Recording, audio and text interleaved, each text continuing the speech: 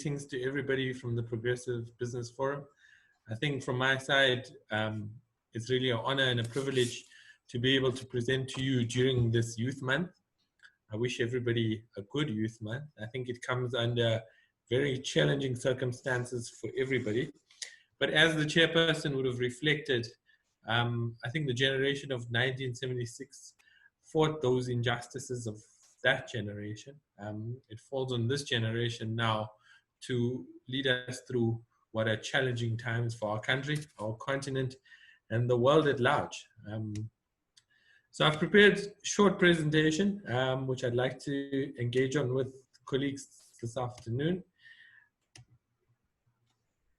I'm joined by my colleague, Mr. Rudy Dix, who's head of the PMO in the presidency. So we just want to touch on what the National Development Plan 2030 says around young people. We want to look at some key youth development statistics, just a little bit about what the NYDA is, what its strategy is. Mr. Dix will give us an overview of the PMO in the presidency and its focus.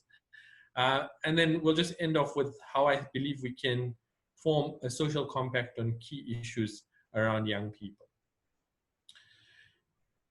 The NDP is our guiding document as government. It's probably the most broad social compact that South Africa has ever entered into. And if we look at its goals specifically as it relates to young people, it sets out to put together nutrition intervention for pregnant women and young children. I think we know the benefits of nutrition in early life for young people and for pregnant women, and the ability that has on cognitive formation for our youth and how much benefit that has later in life. Universal access of 2 years of early childhood development, and recently the policy decision was taken to move early childhood development out of the Department of Social Development and into the Department of Basic Education. And I think there's so much great civil society work that is going into early childhood development. Having become a father recently, you'll know that much of what a child does later in life is formed in those early years of development. And therefore, how we focus on our young children in those early years can improve our outcomes as a nation 20, 30 years later. We want to improve the school system, increasing the number of students achieving above 50% in literacy and maths, increasing learner retention rates above 90%, and bolstering teacher training. I think we'll know many of the challenges we face in our education system. We've done really well as a country. Almost 100% intake of every young person starts grade 1. However, when you track them through the system, the majority of our young people, at least 50%, fall out before they write their matric exams. We want to strengthen youth service programs and introduce new community-based programs to offer young people life skills training, entrepreneurship, and opportunities to participate in community development programs. We believe in young people as activists at the micro level, so from community upwards.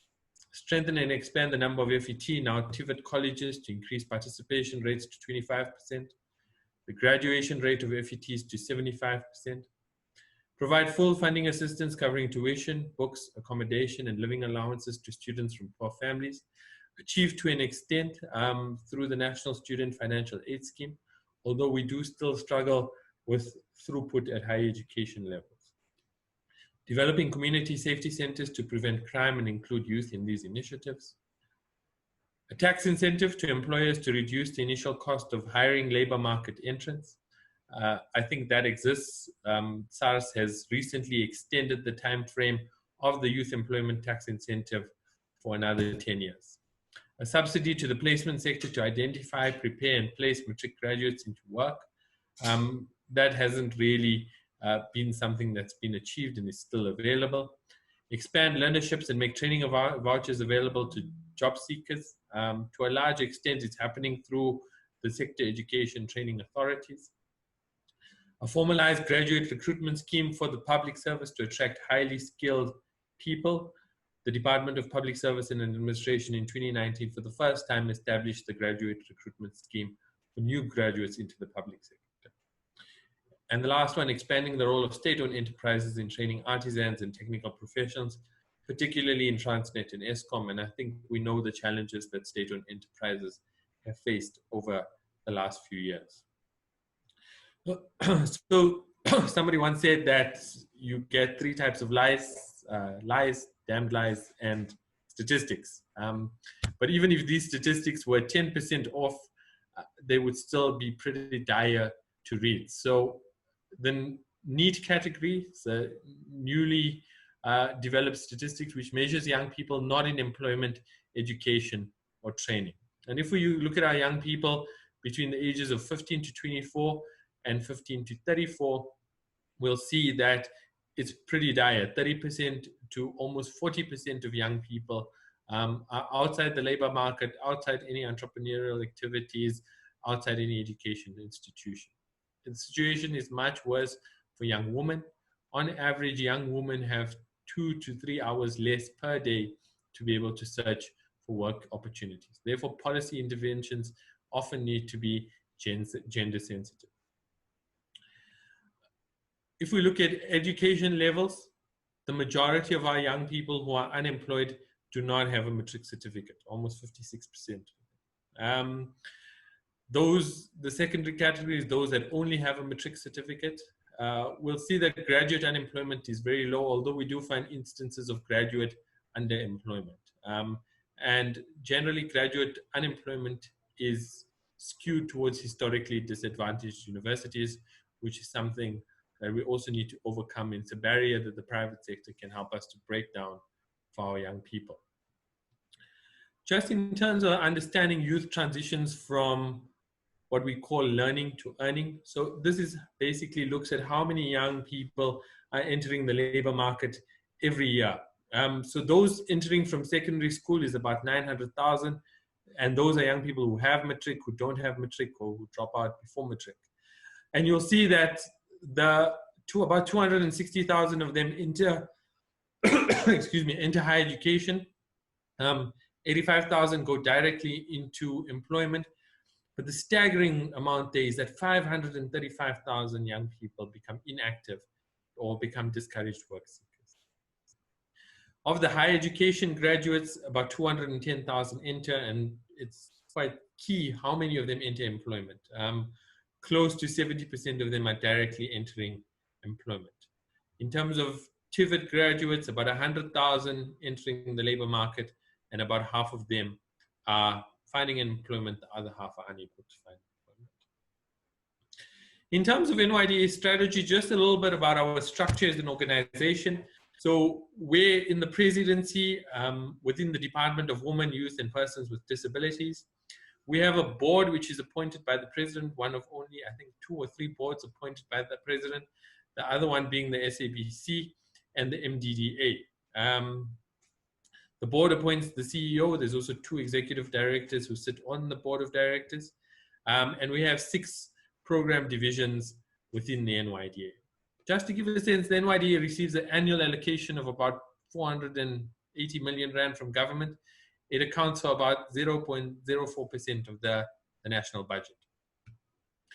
So our strategy is based really on 5 things as an organization. Yeah? We're really passionate about developing young entrepreneurs. We do the full scale of entrepreneurship interventions, from training young entrepreneurs. We focus on those in the ideation or the startup phase, with the view that those young people with a bias towards township and rural enterprises who would not be able to get funding anywhere else. They don't have collateral. They probably come from a single parent household. They have an idea, but no one else would really be able to be willing to take them on.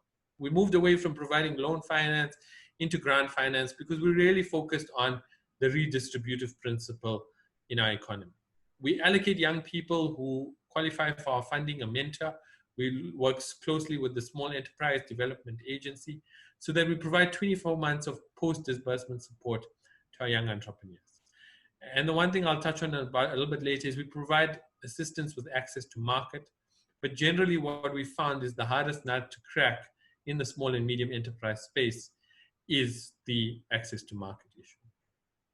We create decent employment through jobs programs. That means linking public sector, private sector, and civil society with a database of young people who are work ready in terms of life skills and CVs to be able to be connected.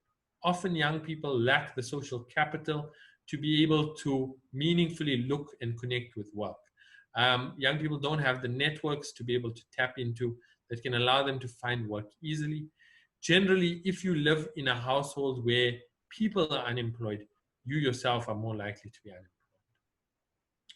We are also the coordinator of the National Youth Service Program. So what youth service really represents opportunities for young people to do work in communities for which they can earn a wage, where they can learn a skill, and where they can actively contribute to community development. You would have heard of programs like the Community Works Program, Expanded Public Works, NARISEC are all based on the principle of National Youth Service. We also aim to go into deep-lying rural areas so that we create universal access for vulnerable youth.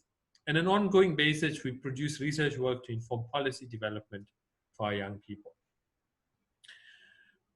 There's also a huge market out there beyond just what the NYDA does. So I just want to reflect on some of the existing policy tools which already exist in government that specifically support youth employment. So at the top, I've put the employment tax incentive, which is run by the South African Revenue Service.